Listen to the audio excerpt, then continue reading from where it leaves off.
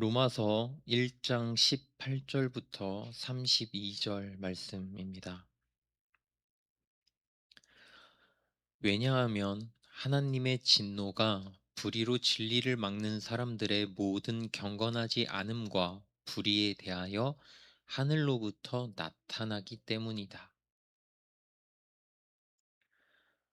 왜냐하면 이는 하나님을 알만한 것이 그들 속에 보임이라 하나님께서 이를 그들에게 보이셨기 때문이다.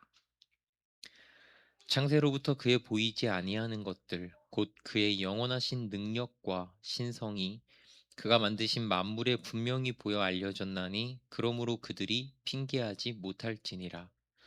하나님을 알되 하나님을 영화롭게도 아니하며 감사하지도 아니하고 오히려 그 생각이 허망하여지며 미련한 마음이 어두워졌나니 스스로 지혜 있다 하나 어리석게 되어 썩어지지 아니하는 하나님의 영광을 썩어질 사람과 새와 짐승과 기어다니는 동물 모양의 우상으로 바꾸었느니라.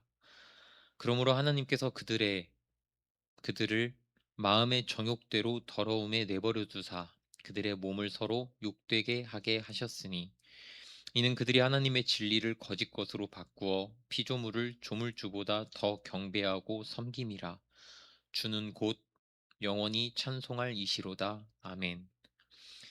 이 때문에 하나님께서 그들을 부끄러운 욕심에 내버려 두셨으니 곧 그들의 여자들도 순리대로 쓸 것을 바꾸어 영리로 쓰며 그와 같이 남자들도 순리대로 여자 쓰기를 버리고 서로 향하여 음욕이 부릴 듯하매 남자가 남자와 더불어 부끄러운 일을 행하여 그들의 그릇됨에 상당한 보응을 그들 자신이 받았느니라.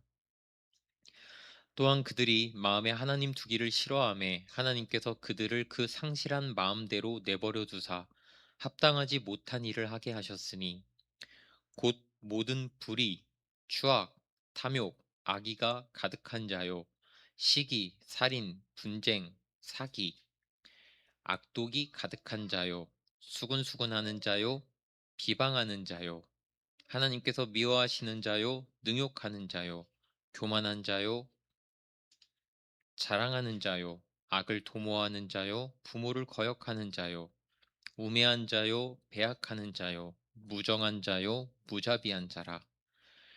그들이 이같이 일을 행하는 자는 사형에 해당한다고 하나님께서 정하심을 알고도 자기들만 행할 뿐 아니라 또한 그런 일을 행하는 자들을 옳다 하느니라. 아멘. 여러분 저번 시간 말씀 기억나십니까? 바울이 말했죠. 나는 너희에게 복음 전하기를 원한다. 복음을 왜 전하려고 합니까? 왜냐하면 나는 복음을 부끄러워하지 않기 때문이다. 왜 복음을 부끄러워하지 않았습니까? 왜냐하면 이 복음은 모든 믿는 자에게 구원을 주시는 하나님의 능력이기 때문이다. 복음이 어떻게 구원을 준다는 말입니까? 왜냐하면 복음에는 하나님의 의가 나타나서 믿음으로 믿음에 이르게 하기 때문이다. 그래서 오직 의인은 믿음으로 말미암아 살리라고 성경에 기록되어 있다. 여기까지 기억나십니까? 여기에 이어지는 질문 또는 논리는 이러합니다. 그러면 우리는 대체 왜 구원을 받아야 하는가? 우리는 왜 구원이 필요합니까? 이 질문에 대해 로마서는 3장 후반부까지 그 답을 내어놓고 있습니다. 우리는 왜 구원을 받아야 하는가? 이에 대해 1장이 먼저 말하고 있는 바를 오늘 보겠습니다. 18절입니다. 왜냐하면 하나님의 진노가 우리가 왜 구원을 받아야 하는가에 대한 답이 벌써 나왔습니다. 성경은 우리가 하나님의 진노 아래에 있기에 구원이 필요하다고 말합니다. 이것은 거대한 답입니다. 이 안으로 들어가면 설명이 많습니다.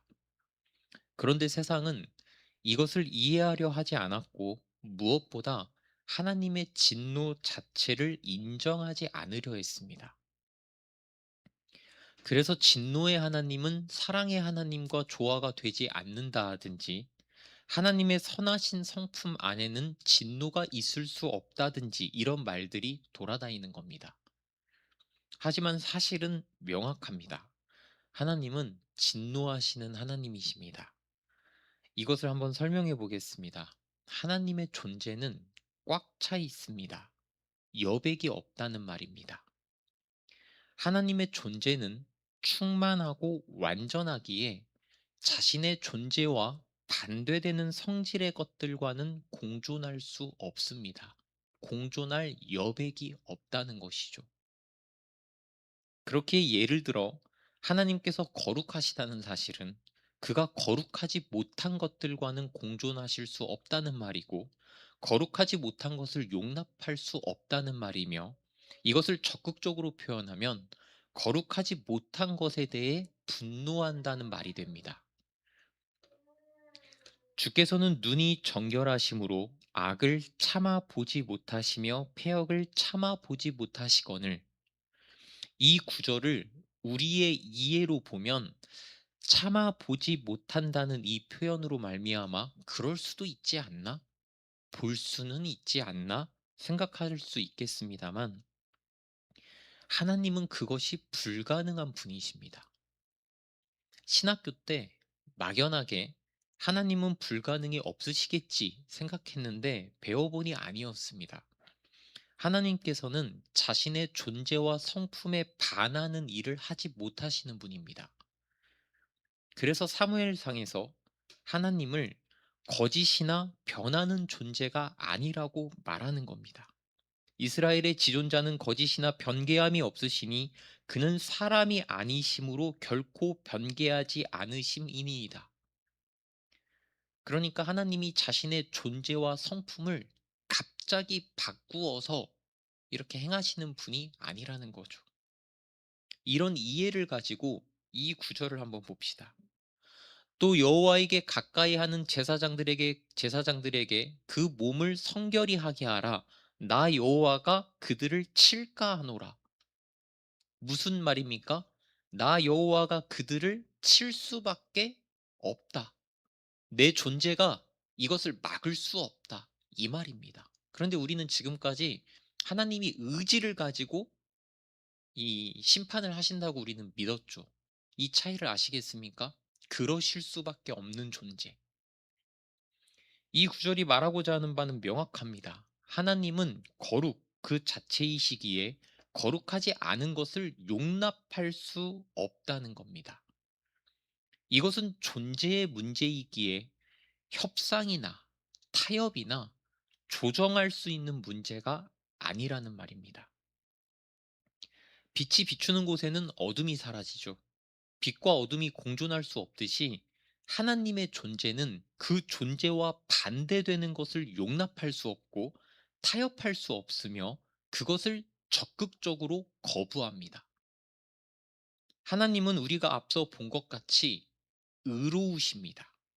하지만 타락한 이 세상은 그렇지가 않죠. 그래서 시편에서 하나님을 매일 분노하시는 하나님이다 라고 말하는 겁니다. 하나님의 존재가, 의로운 존재가 이 불의한 세상에서 분노를 일으킬 수밖에 없는 것이죠. 그러나 많은 이들에게 여전히 하나님의 진노라는 개념은 부담스럽고 거부스러운 개념입니다. 이것은 20점 맞은 시험지에 부모님의 사인을 맡아야 하는 것처럼 우리를 불편하게 하는 개념입니다. 하지만 이러한 불편함도 오해에서 비롯된 겁니다. 우리가 평생 경험했던 분노나 진노가 어디서 온 겁니까? 사람에게서 온 겁니다. 기준이 없고 주관적이며 대부분 납득되지 않는 인간의 죄성에서 비롯된 감정 표출이었습니다. 하지만 하나님의 진노는 우리가 이해할 수 없는 개념이기는 하지만 굳이 표현해 보자면 사랑한다는 말의 다른 표현입니다.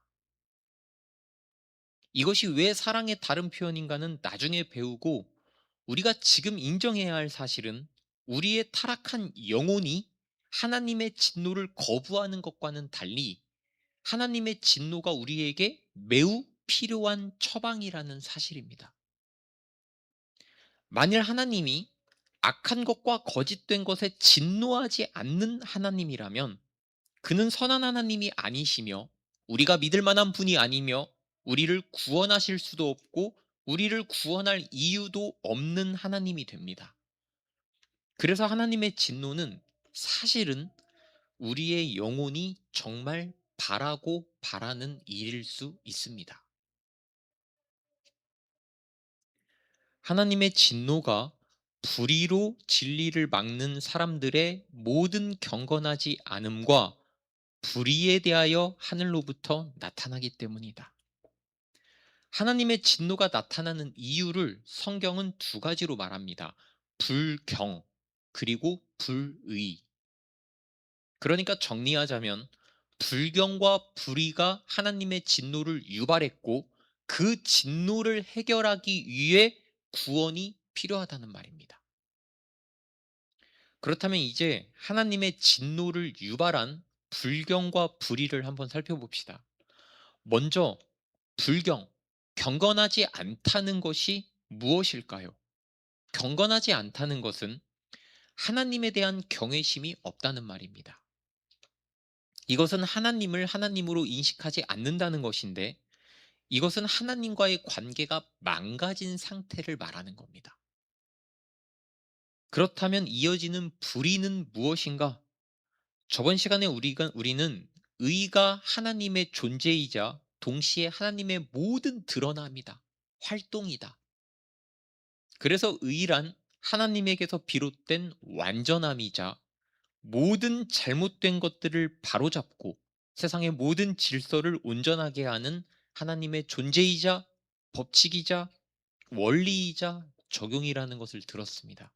그렇다면 불의는 무엇이겠습니까?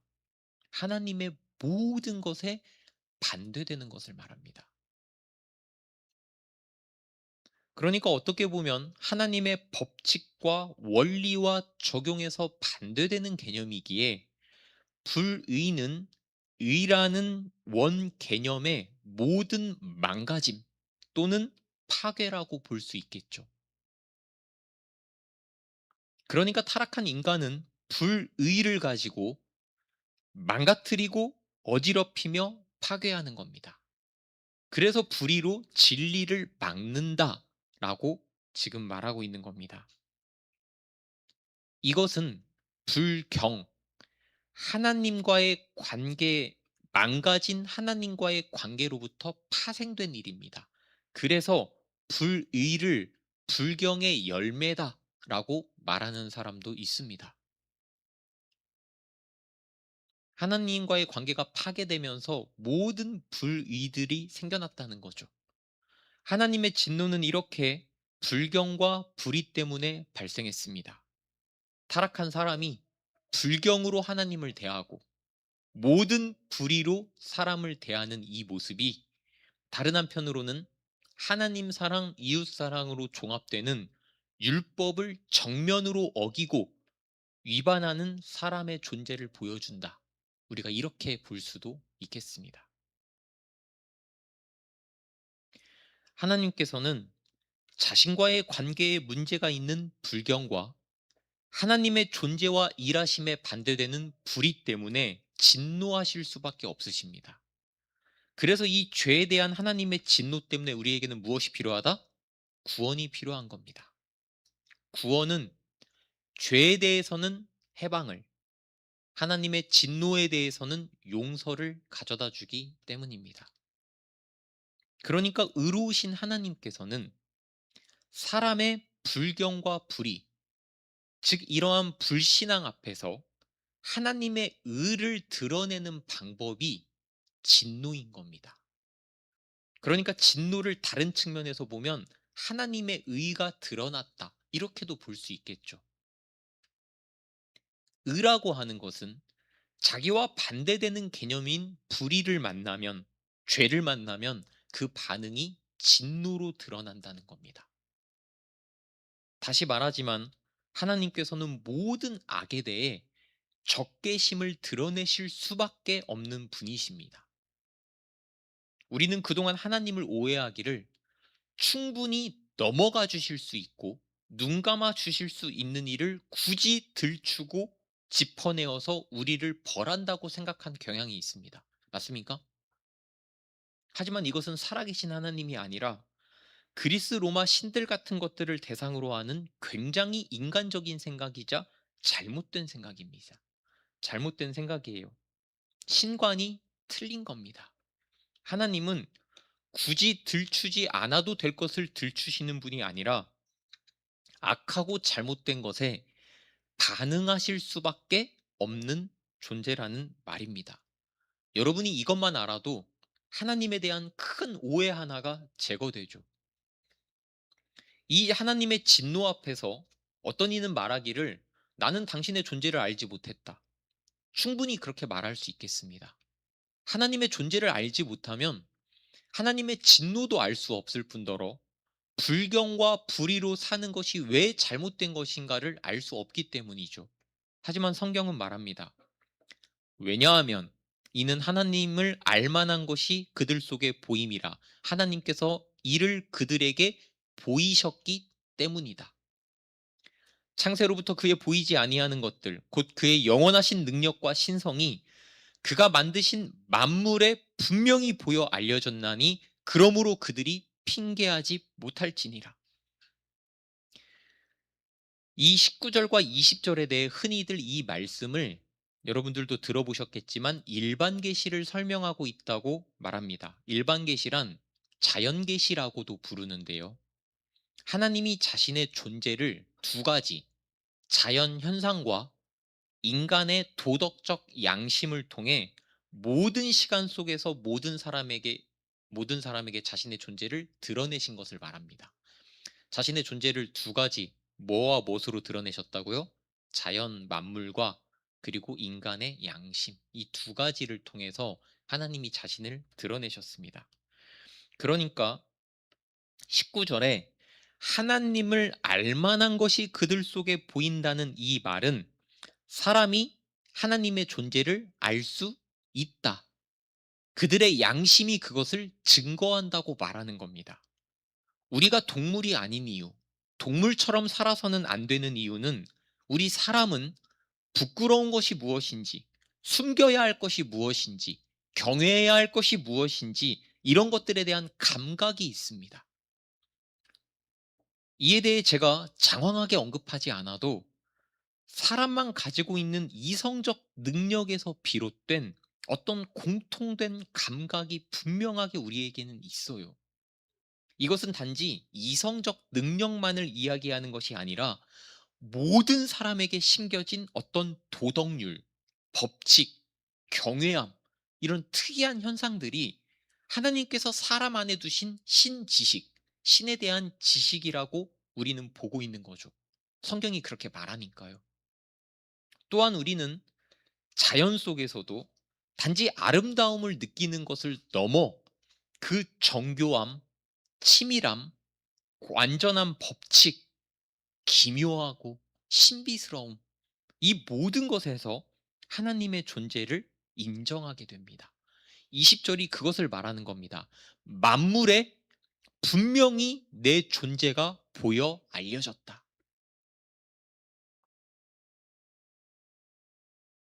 그래서 시편이 말하듯이 모든 피조물은 하나님의 존재와 영광을 선포하고 있습니다. 하지만 여러분들 교리 시간에 배우셨듯이 방금 이 계시가 무슨 계시입니까?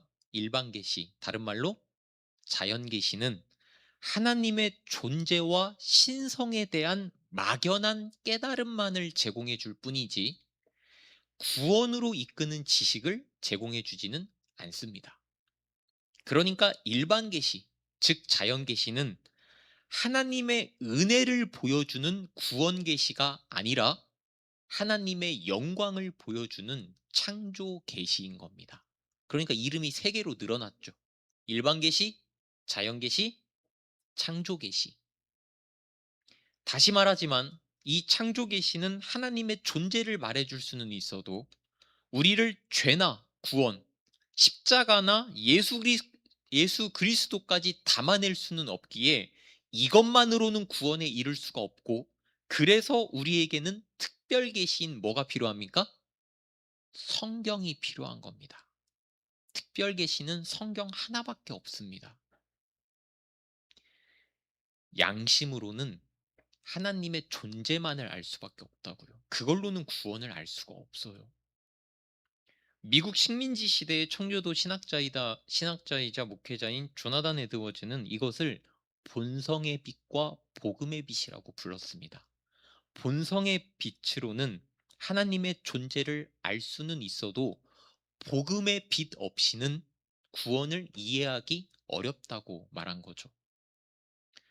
하지만 이러한 일반 계시가 분명히 이렇게 존재함에도 불구하고 어떤 이는 양심에 하나도 거리낌 없이 나는 하나님의 존재를 부정합니다, 그렇게 부인할 수 있습니다. 또 어떤 이는 자연 만물 속에서도 하나님의 존재와 신성을 전혀 발견하지 못할 수 있습니다. 그것이 사실인지 아닌지는 검증할 수도 없고 검증할 필요도 없습니다. 성경이 이에 대해 뭐라고 말하고 있는지가 중요합니다. 21절, 하나님을 알되. 여기서 더 이상 우리가 논의할 사항이 없습니다. 사람은 모두가 신에 대한 감각이 있으며 누구나 무언가를 믿으며 종교심을 가지고 있습니다. 그것으로 하나님을 어느 정도로 아느냐? 그것은 중요하지 않습니다. 성경은 사람의 마음이 어쨌든 하나님의 존재를 알고 있다고 말합니다. 그렇기에 인류는 지금까지 신존재 증명을 꾸준히 해오기는 했지만 하나님의 존재라고 하는 것은 증명될 수가 없고 인정될 수밖에 없는 겁니다. 그래서 여기에 이 세상에 하나님의 존재를 증명하는 일에는 그렇게 많은 에너지를 쏟지 않아도 됩니다. 오히려 이 다음이 중요합니다. 사람이 하나님을 아는데 하나님을 영화롭게도 아니하며 감사하지도 아니했다. 우리는 하나님을 영화롭게 하지 않습니다. 왜요? 웨스트민스터 소요리 문답 1번이 보여주는 것처럼 하나님을 우리 모든 삶의 중심에 두고 하나님께 영광을 올리는 그런 삶을 우리가 살지 않고, 우리가 그런 존재가 아니고 우리 자신을 중심에 놓고 우리를 위해 살아가기에 하나님은 결코 나를 뛰어넘을 수 없는 존재가 된 겁니다. 그렇게 하나님과의 관계는 끊어졌고 그 때문에 우리는 불의만을 행하는 존재가 되었으며, 하나님과의 관계가 이어져 있다면 마땅히 가져야 할 태도인 감사가 없는 겁니다. 그래서 감사하지도 아니하고 라고 말하는 거죠. 하나님과의 관계의 어그러짐은 여러 다른 증상들도 나왔는데 그것이 후반절의 내용입니다. 생각이 허망하여지고 미련한 마음이 어두워졌다. 생각이 허망하여졌다는 것은 하나님이 주신 올바른 이성적 사고와 판단이 불가능해진 것을 말하며, 마음이 미련해지고 어두워졌다는 것은 진리가 무엇인지를 볼 수 없고 알 수 없는 상태, 영적으로 무지하며 어두운 상태가 된 것을 말합니다. 이것이 바로 하나님과의 관계가 어그러진 우리의 현 상태입니다. 고대 사상가들은 마음을 동기의 중심으로 보았기에 지금 생각과 마음에 문제가 있다라고 말을 하고 있는 것은, 어떻게 보면 우리의 존재가 현상뿐만 아니라 그 모든 것의 동기가 되는 마음까지, 뿌리까지 모두 문제가 있는 상태라는 말이 되죠. 이것을 교리적으로는 전적으로 부패한 상태다라고 말하는 겁니다. 그런데 놀랍게도 사람은 이런 상태임에도 22절, 스스로 지혜 있다 합니다. 어그러지고 망가진 이성과 마음을 가지고도 무엇이 문제인지조차 모르고 그 부패한 상태를 스스로는 완전한 상태라고 여깁니다. 이것은 마치 술에 취한 사람이 내가 지금 정상적인 상태라고 믿는 것과 같은 겁니다. 실상은 어리석은 상태죠. 우리는 신기하게도 우리 자신의 불완전함과 마땅히 있어야 할 것이 없는 결여의 상태, 그리고 흠이 있는 결함의 상태를 불완전함, 결여, 결함, 이 세 가지를 자기 자신에게서 늘 목도하고도 또 늘 우리 자신이 옳다고 믿습니다. 이것이 참 신기한 증상입니다. 매번 실패하는데 사람은 자기 자신을 매번 믿습니다. 이 상태를 무엇이라고 부르는지 아십니까? 성경에서 교만입니다.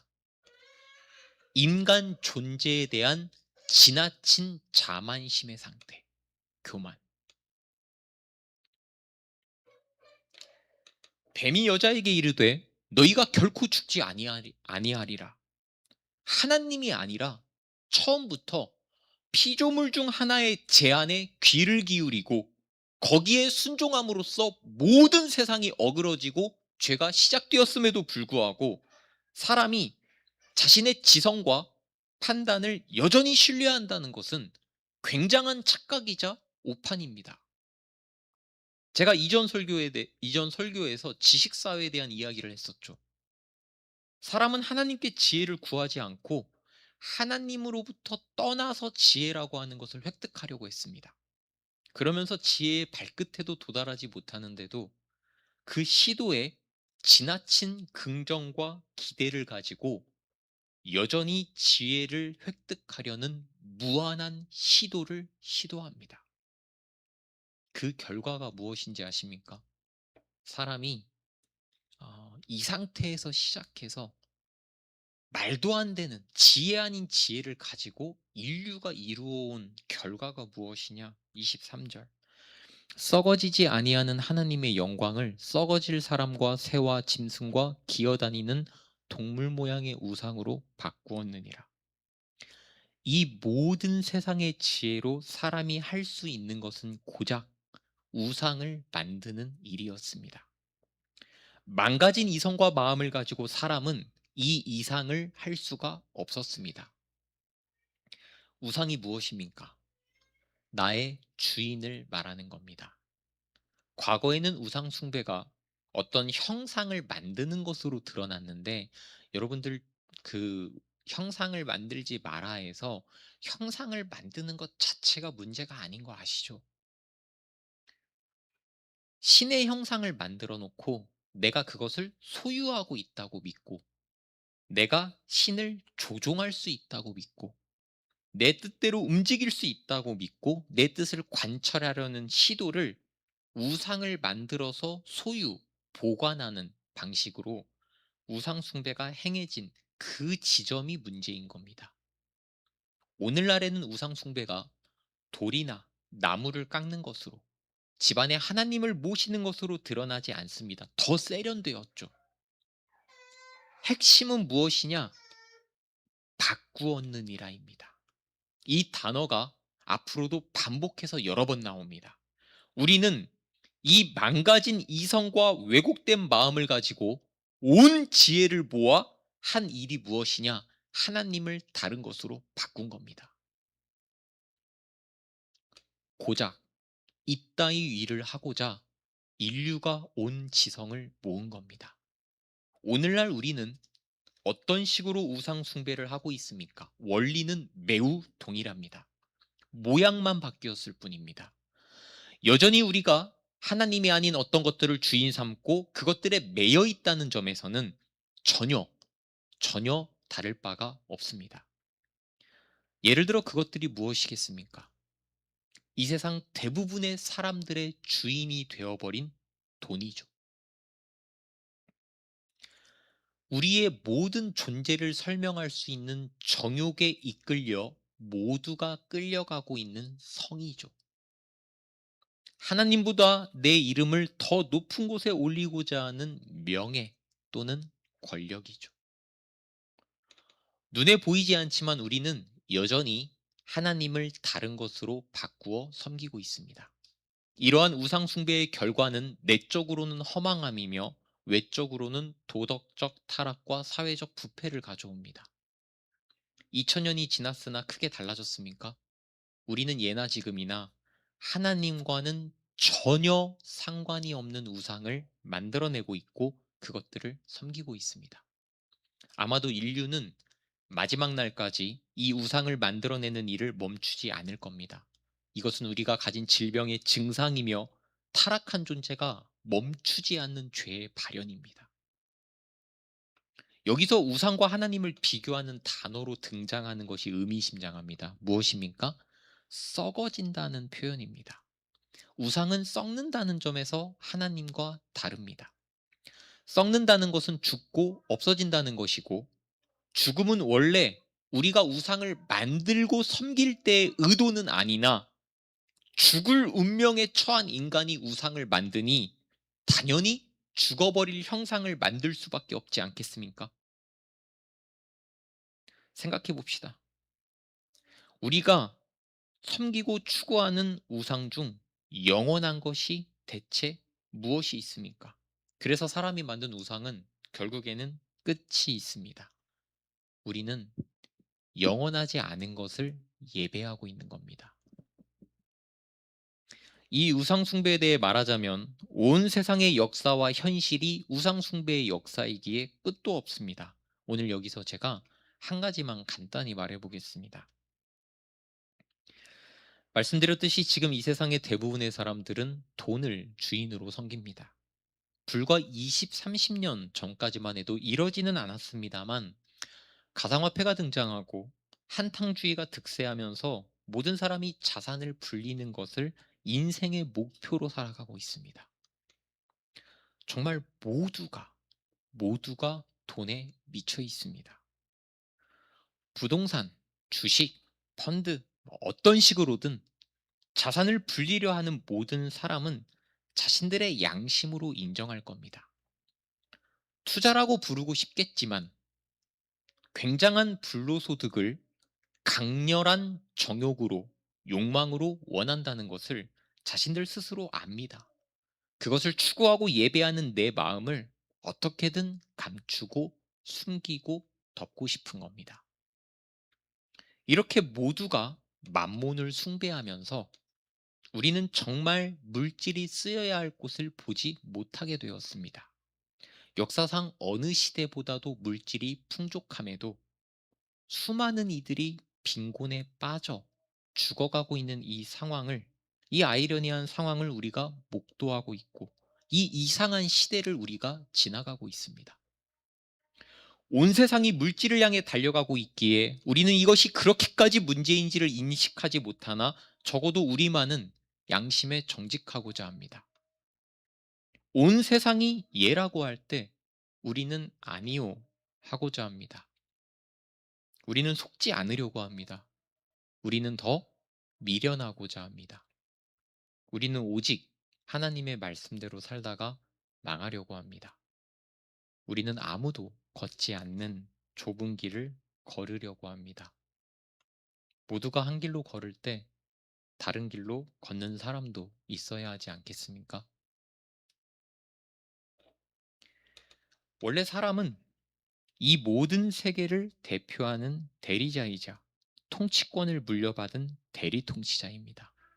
하나님이 그들에게 복을 주시며 하나님이 그들에게 이르시되 생육하고 번성하여 땅에 충만하라, 땅을 정복하라, 바다의 물고기와 하늘의 새와 땅에 움직이는 모든 생물을 다스리라.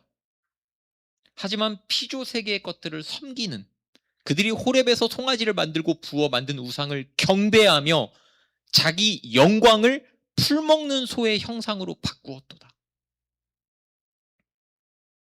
피조 세계의 것들을 섬기는 이치에 맞지 않는 일을 사람이 스스로 함으로써 인간은 자신의 영광을 스스로 내려놓고 우둔해진 겁니다. 22절에서 스스로 지혜 있다고 하나 어리석다고 말하는 것은 고대로부터 현대에 이르기까지 세상에 돌아다니는 온갖 지혜, 최고의 지성들이 쌓아 올린 지적인 체계조차도 결국 사람이 우상 숭배로 가는 것을 막지 못했다는 말입니다. 이것을 저격하는 말입니다. 스스로 지혜 있다 하나 결국 너희가 간 길은 하나님을 우상으로 바꾸는 일이었다. 이에 대한 하나님의 반응이 나옵니다. 그러므로 하나님께서 그들을 마음의 정욕대로 더러움에 내버려 두사. 자, 잘 생각해 보십시오. 우리는 보통 하나님의 심판을 두 가지로 생각했습니다. 계시록에서 보셨듯이 마지막 날에 이루어지는 하나님의 진노의 심판, 그리고 현재 우리에게 실시간으로 임하는 하나님의 어떤 개입하심, 이런 것들, 사실상 이 두 가지를 우리는 심판의 양상으로 생각했습니다. 하지만 오늘 성경은 우리에게 심판의 양상을 한 가지 더 말해줍니다. 그것이 바로 내버려 둠, 유기입니다. 하나님께서는 우리에게 자유의지를 주셨습니다. 그 자유의지는 정말 완전한 자유의지입니다. 우리는 무엇이든 선택할 수 있으나 그 선택에는 책임이 따라옵니다. 하나님께서는 우리의 잘못되고 어리석은 선택에 대해 그 결과를 우리가 직접 보기를 원하셨습니다. 그래서 지금 내버려 두고 계신 겁니다. 우리는 여기서 큰 충격을 받아야 합니다. 그동안 우리의 죄가 크게 제지받거나 당장 심판받지 않은 것은 그것이 문제가 없거나 넘어가 주신 것 때문이 아니라 하나님께서 내버려 두시는 시간일 수 있다는 겁니다. 죄란 나쁜 것을 원하는 것이라기보다 좋은 것을 너무도 많이 원하는 것이라고 합니다. 맞는 말이죠. 어린아이가 아이스크림을 지나치게 원하면 부모가 언젠가 한 번은 내버려 둡니다. 배탈이 나야 깨닫기 때문입니다.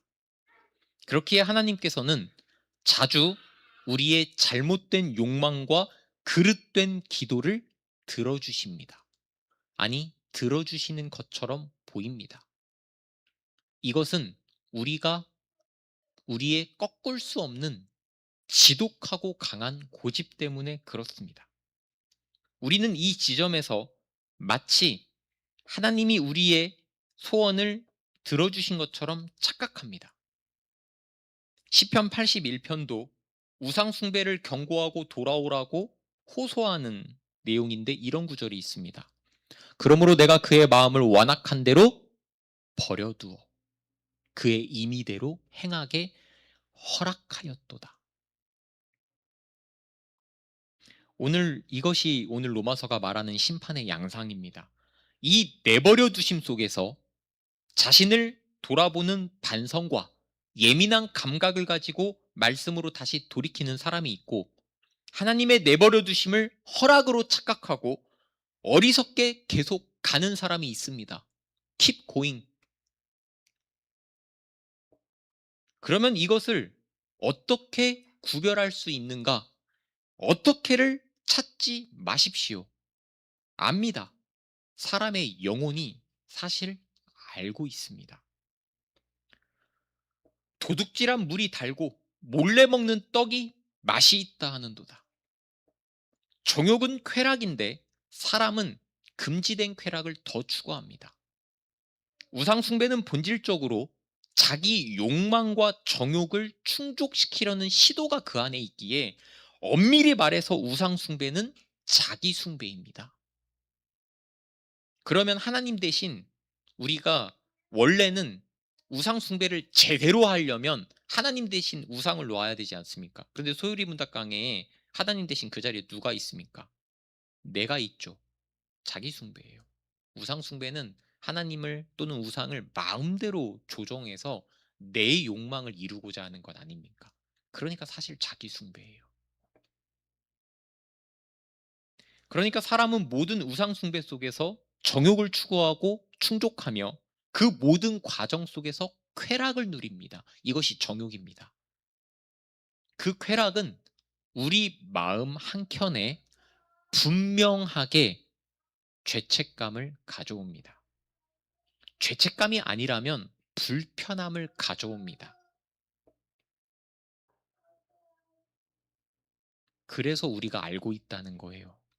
그래서 만일 당장 심판이 임한다면 우리가 할 말은 하나밖에 없다고 말씀드렸죠. 뭡니까? 인정입니다. 맞습니다. 하나님 당신의 심판이 옳습니다. 왜 이렇게 고백합니까? 사실은 우리가 알고 있었거든요. 그를 믿는 자는 심판을 받지 아니하는 것이요 믿지 아니하는 자는 하나님의 독생자의 이름을 믿지 아니하므로 벌써 심판을 받은 것이니라. 그러니까 하나님을 믿지 않는 상태, 우상 숭배하는 상태, 하지만 편안하고 행복한 상태라 할지라도 그 상태가 바로 심판받고 있는 상태라고 성경이 말합니다. 그런데 사람은 자신의 영적인 상태를 알고 있다고 했죠. 과연 정욕을 바탕으로 하는 거짓된 우상 숭배가 우리에게 진정한 만족을 가져다 준 적이 있을까요? 사실 없습니다. 엄밀히 돌아보면 없어요. 그런데도 사람은 지독하게 고집스러워서 우상 숭배를 더 많이 시도하거나 아니면 모양을 바꾸어서 계속 시도합니다. 그래서 죄는 두 가지 성질이 있는데요. 하나는 반복성, 두 번째는 다양성입니다. 놀랍게 사람은 끝까지 돌이키는 방향으로 가지를 않습니다. 그래서 회개가 돌이킴인 것이고 이 방향이 가장 어렵다고 말하는 겁니다. 25절 이는 그들이 하나님의 진리를 거짓 것으로 바꾸어 피조물을 조물주보다 더 경배하고 섬김이라. 23절에서 하나님의 영광을 우상으로 바꾸었다는 말이 나왔다고 했죠. 그런데 여기서도 진리를 거짓된 것으로 바꾸는 장면이 또 나옵니다. 우리는 선하고 좋은 것을 악하고 거짓된 것으로 바꾸는 정말 어리석은 존재입니다. 그러나 그러면서 한낱 피조물을 우리가 경배하고 섬기는 조물주의 자리에 올려놓는 최악의 수를 선택하죠. 사실 우리가 섬기는 모든 피조 세계는 엄밀히 말해서 하나님의 작품이 맞습니다. 그냥 작품이 아니라 하나님이 보시기에 좋은 작품, 완벽한 작품입니다. 그렇기에 세상 만물, 이 피조 세계나 사람에 대해 우리가 반응하고 감탄하고 즐기는 것은 정말 자연스러운 일입니다. 하지만 그것을 넘어 지나치게 사랑하고 그것을 경배하고 그것을 목적으로 삼는 것은 완전히 다른 문제가 됩니다. 이 사회는 개개인이 각기 좋아하는 것을 마음껏 추종하게 하고 그것을 당연하게 인정하는 그런 시스템을 만들어 놓았습니다. 이것이 다원주의, 그리고 개인주의, 그리고 인권 존중의 조화가 만들어낸 작품입니다. 예를 들어 사람이 마약을 지나치게 좋아하고 위험한 폭탄을 다루는 것은 어느 정도 사회적인 제재가 있습니다. 하지만 술이나 담배, 주식이나 포르노를 지나치게 좋아해서 개개인이 망가지는 것까지 사회가 관여하지는 않습니다. 모두가 그것은 개인의 선택일 뿐이라고 합니다. 우리가 알아야 합니다. 이 세상의 시스템은 전혀 완전하지 않고 우리를 결코 완전하게 보호해 주지도 않습니다. 우리가 잘못된 것을 추종하고 그것으로 인하여 망가져도 이제는 점점 크게 제재를 받거나 간섭받지 않는 사회가 되었습니다. 공동체가 다 깨어졌으니까요. 관여와 상관, 간섭이 줄어든 사회이기에 더더욱 모든 것은 개개인의 책임이 되어버렸습니다. 그래서 옆 사람, 옆 공동체로부터 간섭받지 못하고 보호받지 못했기에 곳곳에서 괴물들이 튀어나오는 겁니다. 하지만 그것은 사회 공동체가 놓친 겁니다. 돌보지 못한 것입니다. 이것을 개인의 책임으로 돌려버리면 너무나 쉬우나 어쨌든 그 책임과 파장은 온 사회가 감당해야 합니다. 이것은 사람이 하나님의 진리를 거짓된 것으로 바꾸어 섬긴 그 잘못된 뒤바꿈의 증상 중 하나일 뿐입니다. 여기서 바울이 마지막에 주는 곧 영원히 찬송할 이시로다. 왜 갑자기 찬송합니까? 사람의 존재와 경향성을 보면서 마음이 답답한 겁니다. 우리가 가야 할 길, 우리가 회복해야 할 목적과 그 길은 하나밖에 없다는 거죠. 오직 하나님. 이어서 나오는 내용이 갑자기 동성애입니다. 이 때문에 하나님께서 그들을 부끄러운 욕심에 내버려 두셨으니 곧 그들의 여자들도 순리대로 쓸 것을 바꾸어 영리로 쓰며 그와 같이 남자들도 순리대로 여자 쓰기를 버리고 서로 향하여 음욕이 부릴 듯하며 남자가 남자와 더불어 부끄러운 일을 행하여 그들의 그릇 때문에 상당한 보응을 그들 자신이 받았느니라. 많은 사람들이 이 본문을 가지고 갑자기 동성애 논쟁으로 들어갑니다. 하지만 성경은 맥락에서 봐야 합니다. 우리가 이 본문의 가르침을 따라 동성애에 대한 논의를 따로 떼어서 할 수는 있지만 여기서 말하고자 하는 것은 특정한 이슈 하나가 아닙니다. 당시 로마 황제를 포함한 로마 사회의 전반적인 타락한 성적 문화에 대해 비판하는 것도 아닙니다. 우리는 이 구절이 말하고자 하는 의도에 집중해야 합니다. 여기서도 바꾼다는 말이 나오죠. 무엇을 바꾸었습니까? 순리를 영리로 바꾸었습니다. 26절과 27절에서 반복되어 나오는 이 순리라는 표현은 말 그대로 도리나 이치를 말합니다. 쉽게 말해서 정해진 질서, 원칙, 법이 있다고 말하는 겁니다. 남녀 사이를 질서라고 규정합니다. 쉽게 말해 창조주의 창조 질서가 있다. 이것을 말하고 싶은 거예요. 하지만 이 세상이 현재 어떤 세상입니까? 모든 질서와 원칙과 법을 거부하는 세상 아닙니까? 그런 것은 없다. 우리가 만들기 나름이다. 이 세상에 사람이 만든 모든 법은 가변적인 것 아실 겁니다. 저도 2차 세계대전 이후에 태어나서 온 세상이 어마어마한 전쟁을 경험하고 난 후 나름 합의를 이룬 세상에서 태어났고 그런 세상을 살아왔습니다. 여러분도 마찬가지입니다. 그래서 비교적 완전한 평화와 화평 가운데 살았던 겁니다. 복이죠. 이것은 정말 인류 역사에서 복입니다. 제 초등학교 때 역사를 공부하다가 알았습니다. 전쟁, 파괴, 전쟁, 파괴, 멸망. 그러다가 초등학교 때 교과서로 역사를 배우니까 와, 지금 태어나기 잘했다. 이 생각을 오랜 시간 했거든요. 그래서 저도 어린 때에는 이 세상의 모든 시스템과 법과 질서가 영원한 줄 알았습니다. 놀랍게도 2차 세계대전이 일어난 지 정확하게 한 80년 정도가 지났습니다. 전쟁을 경험한 세대가 모두 죽고 나니까 놀랍게 전쟁이 다시 시작되고 있습니다. 우리 아버지, 할아버지가 뼈저리게 경험했거든요. 전쟁은 안 된다. 그래서 만들어진 게 나토, 유엔 이런 거 아니겠습니까? 우리 더 이상 서로 전쟁하지 말자. 놀랍습니다. 인류가 뼈아프게 경험하고 치열하게 배운 교훈과 전 세계적인 합의가 이제 다시 어그러지고 있습니다. 이 세상은 인간의 어리석음으로 운영되기에 다시 말씀드리지만 결코 법이나 질서나 원칙이 영원히 설 수 없습니다. 사람의 죄된 욕망이 그 모든 것을 결국에는 바꾸어 버립니다.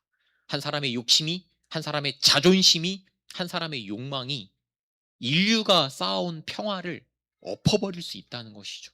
우리가 지금 보고 있지 않습니까? 그래서 이 세상은 결코 창조주의 창조 질서, 어떤 원칙을 인정하지 않습니다.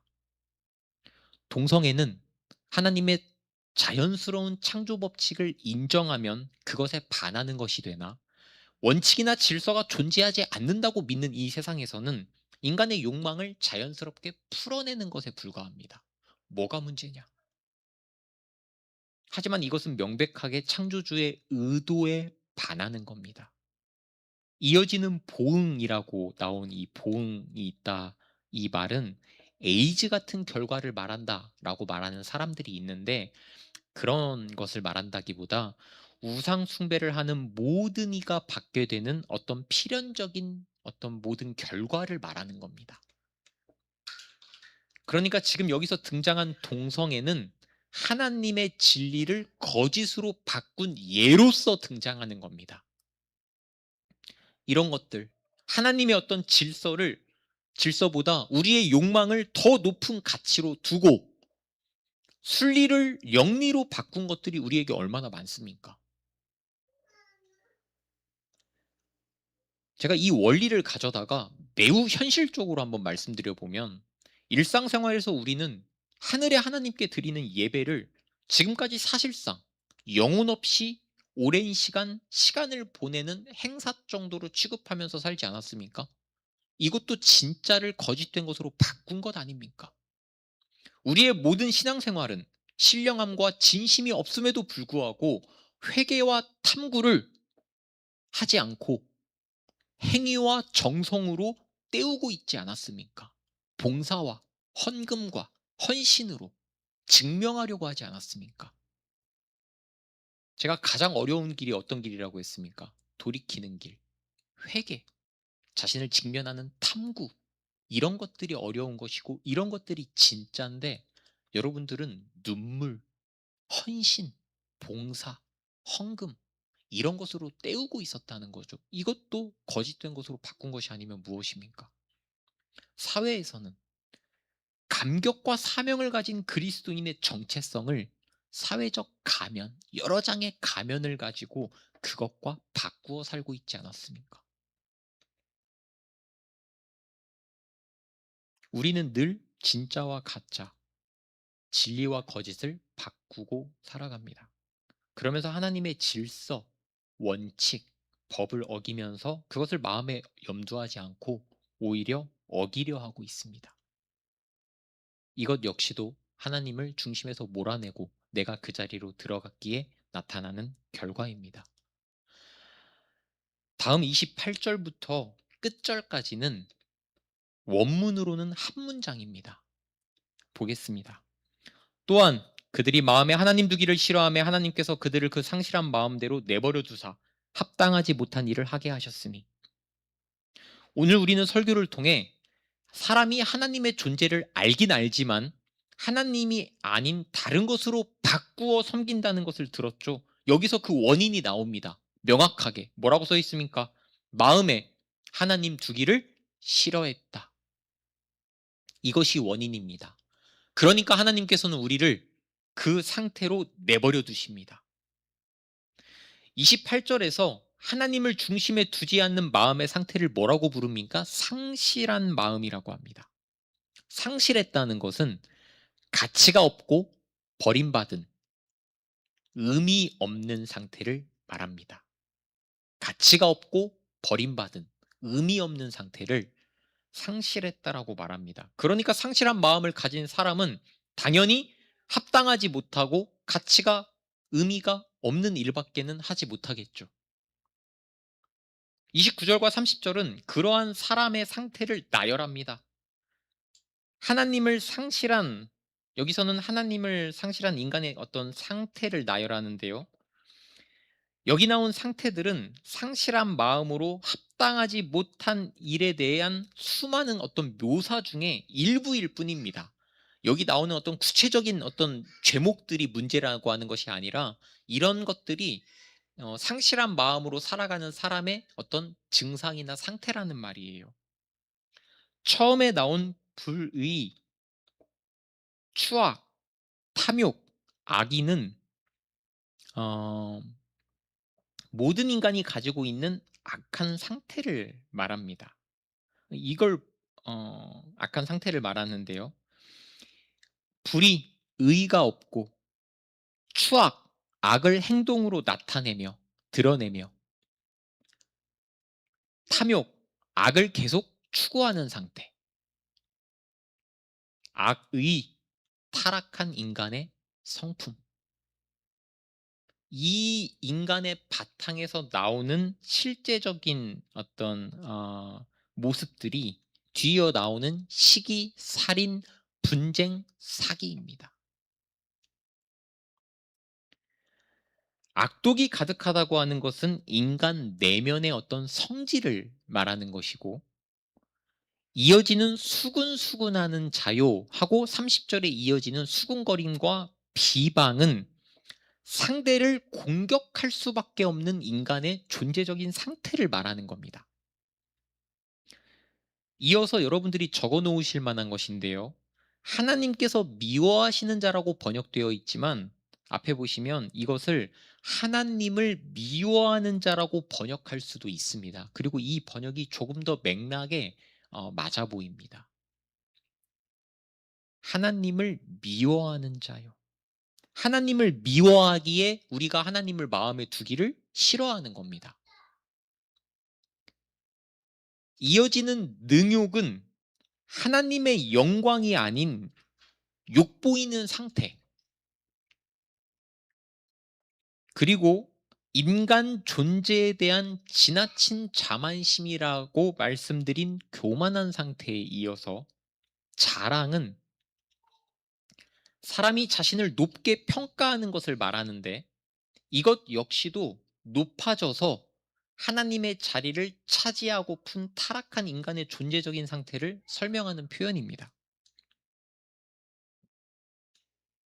악을 도모한다라고 하는 것은 모든 인간의 어떤 의도, 마음의 상태, 어떤 시작점을 말해주는 것이요.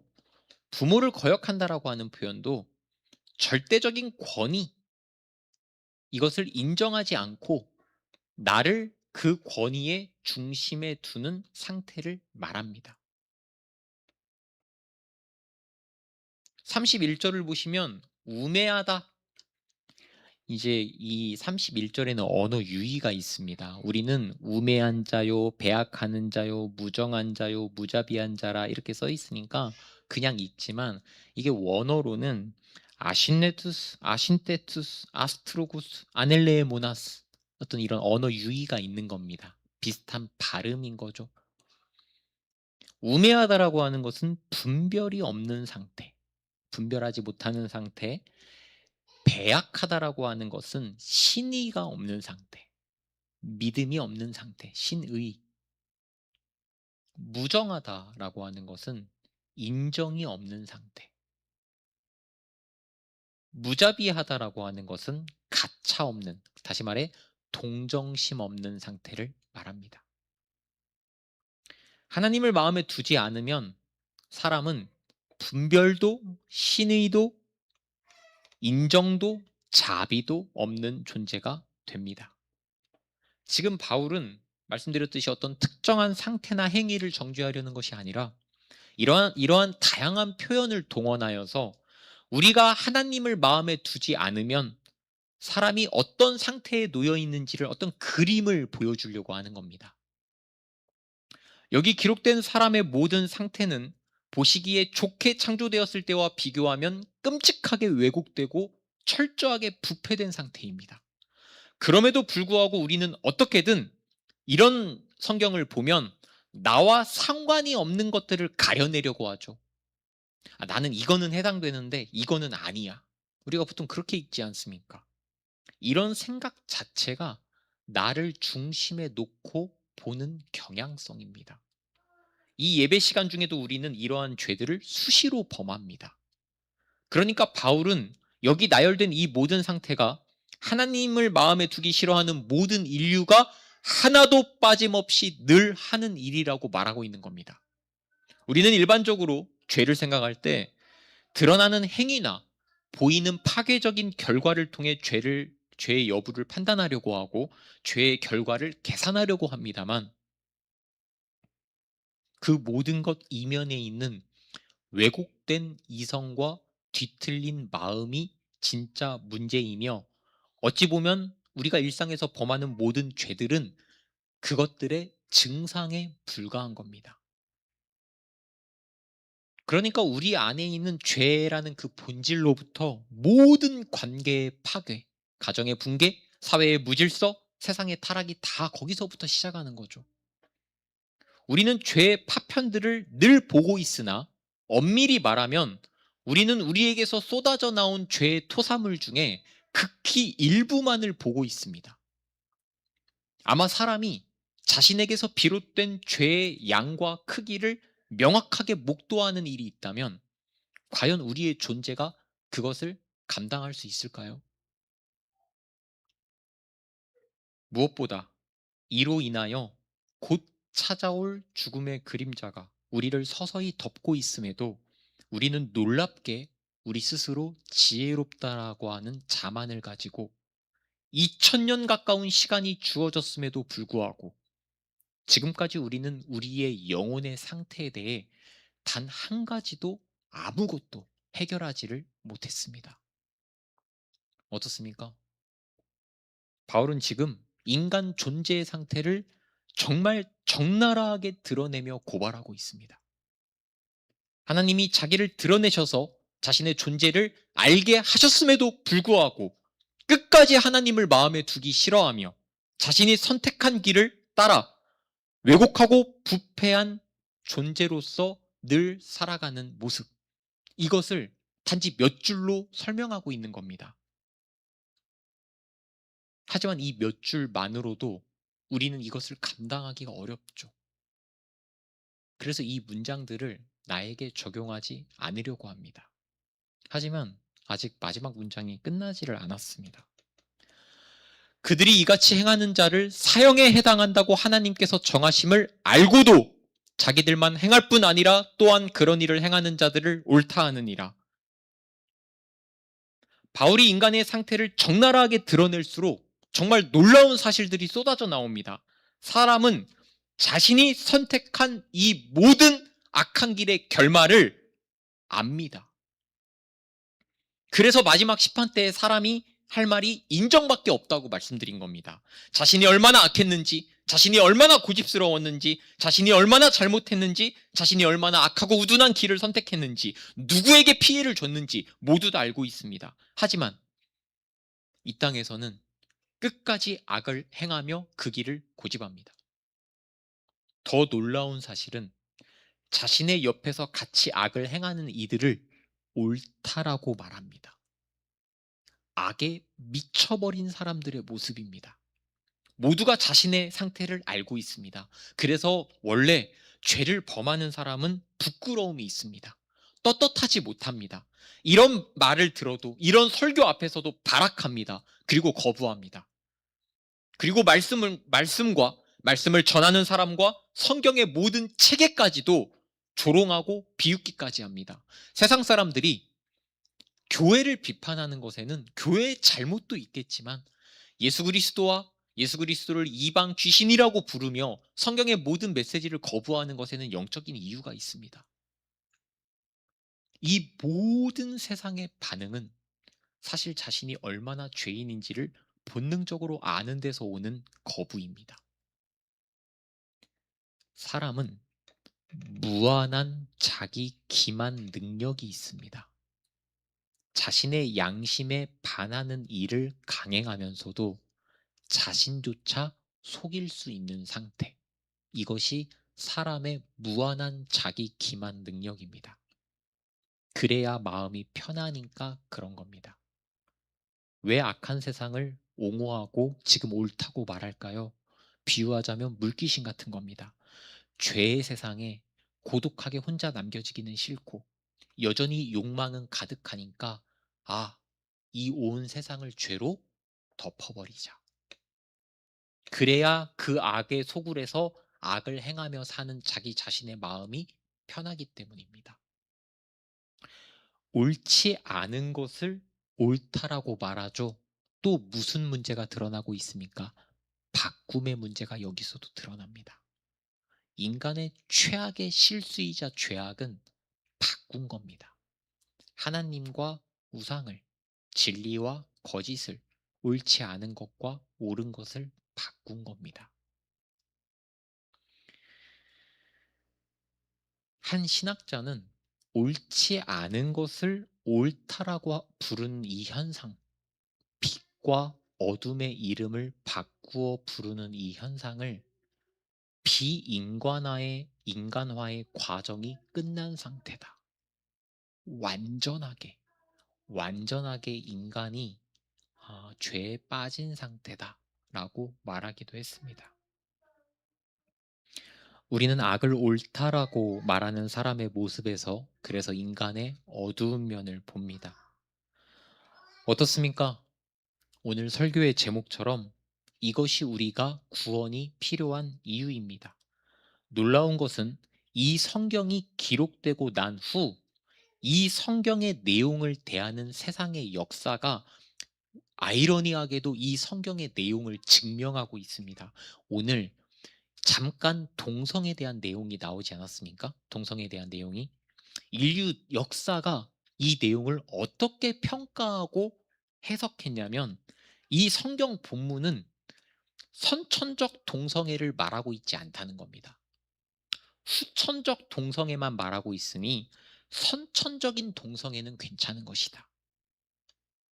또는 성경은 원하지 않는 자들에게 동성애를 강요했던 폭력을 경고하고 있는 것이지 원하는 자들끼리의 자발적인 동성애는 괜찮다. 또는 아이들을 상대로 했던 로마의 동성애 문화를 경고하고 있는 것이지 성인들끼리의 동성애는 괜찮다고 말하지 않느냐. 이게 성경을 해석한 역사입니다.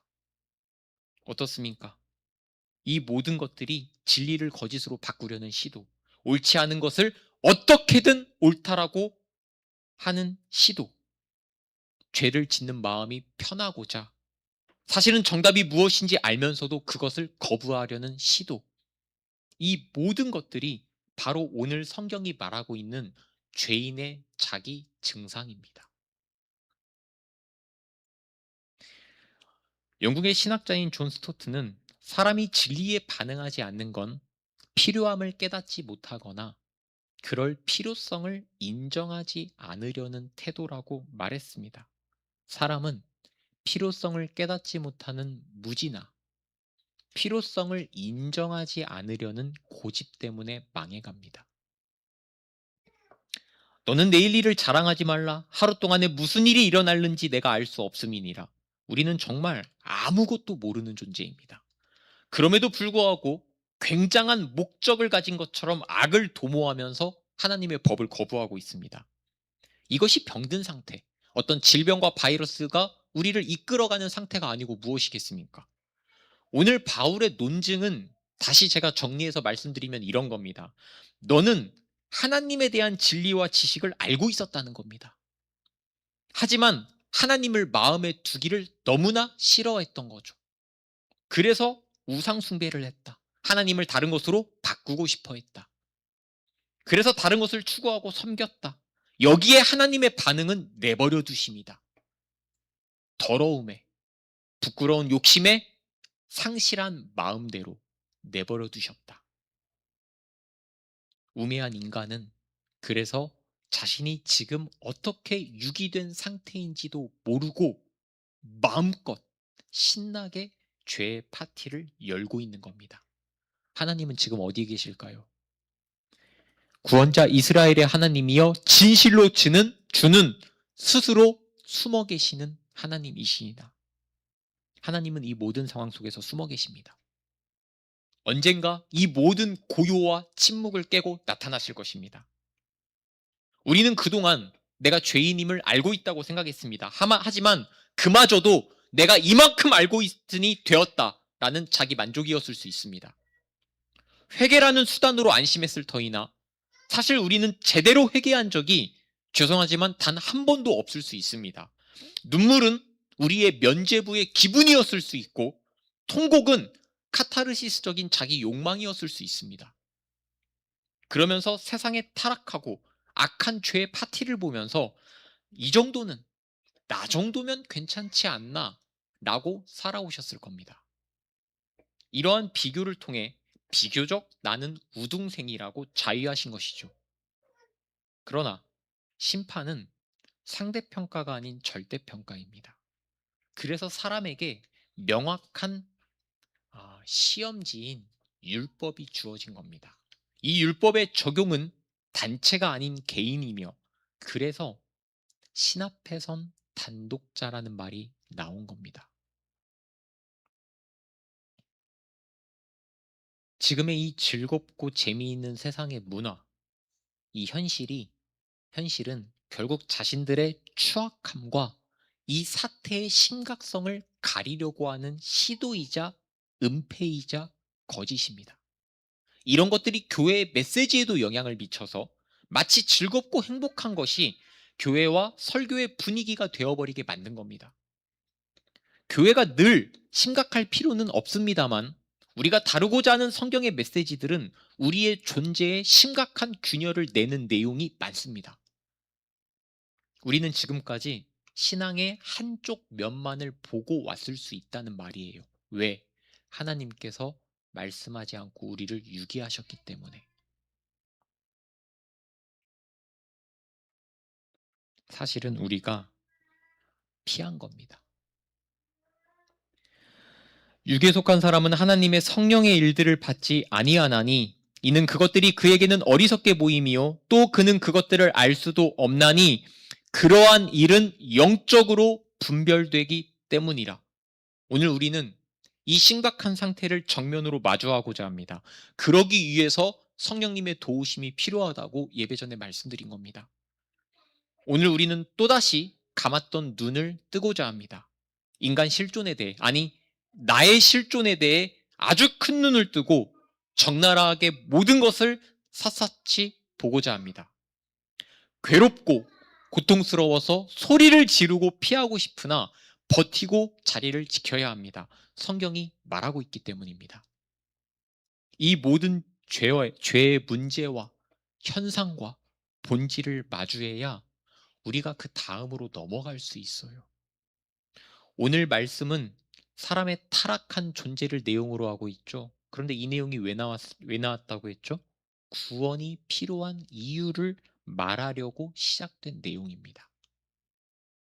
구원이 필요한 이유가 한마디로 무엇이었습니까? 하나님의 진노였죠. 하나님의 진노가 왜 발생했는지 우리의 타락하고 왜곡된 적나라한 모습들을 통해 우리는 방금 보았습니다. 결론입니다. 그런데 하나님께서 이 진노의 문제를 우리로 하여금 자신이 진노를 일으키셨는데 이 진노의 문제를 우리에게 해결보라고 하시지 않고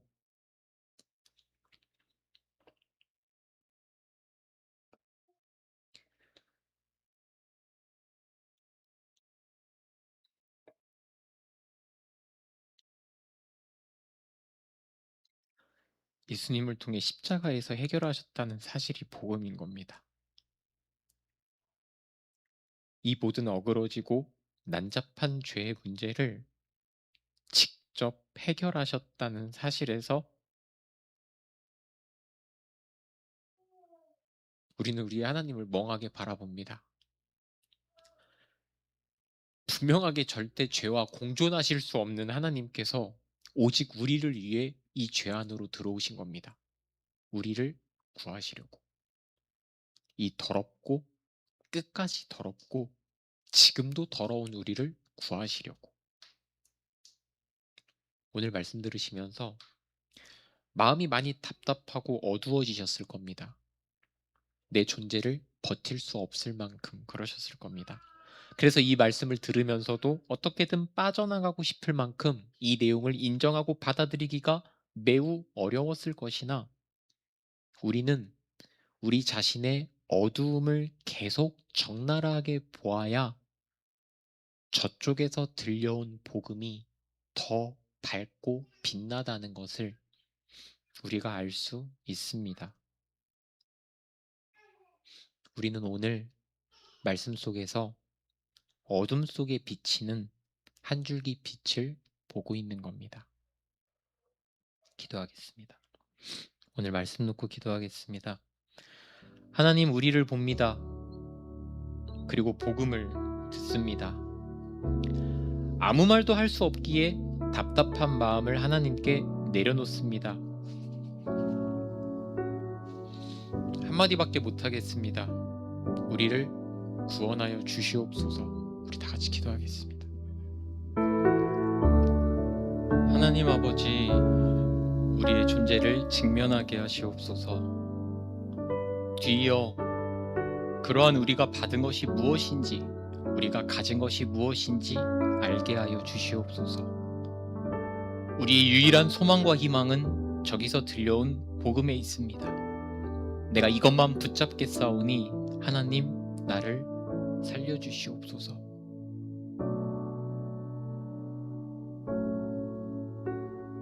온 인류가 2000년 동안 해결해 오지 못한 이 문제를 하나님께서 해결하여 주셨습니다.